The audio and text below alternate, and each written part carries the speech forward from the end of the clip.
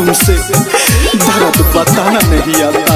बैठे बैठे भीग जाती है पलके, दर्द छुपाना नहीं आता। चोट घाव पर लागी तो दुखाई काहे ना, चोट घाव पर लागी तो दुखाई काहे ना। भगवान जी हो जब दिल तू बनवला तो दवाई काहे ना, जब दिल तू बनवला तो दवाई काहे ना। चोट घाव पर लागी तो दुखाई काहे ना।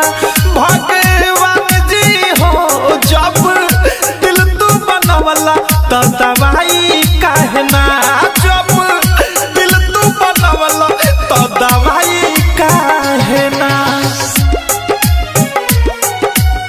हर तन्हा रात में एक नाम याद आता है, कभी सुबह कभी शाम याद आता है। जब सोचते हैं कर ले दोबारा मोहब्बत, फिर पहली मोहब्बत का अंजाम याद आता है। प्यार में धोखा जदी मिले लगी से, बहाना दवाई दर्द मिटाई लोग कैसे हो।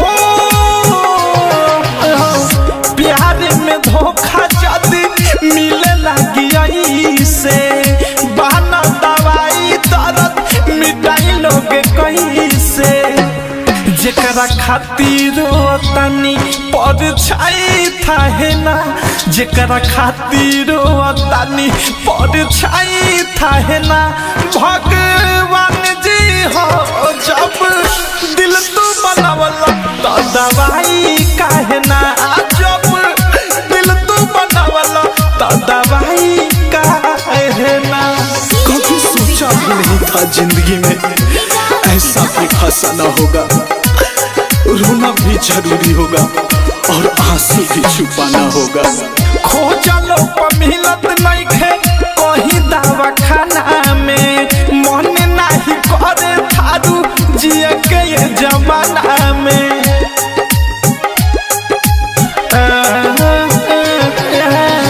खोजलो पर मिलत नहीं खे कहीं दवा खाना में, मन नहीं करे थारू जिए के ये जमाना में। अवध से अनुराग मिसाइल पछताई काहे ना, अवध से अनुराग मिसाइल पछताई काहे ना।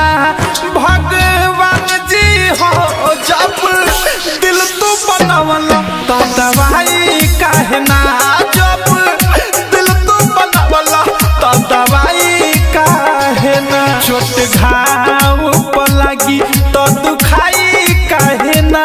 भगवान जी हो जब दिल तू बनवला तो दवाई काहे ना, जब दिल तू बनवला तो दवाई काहे ना।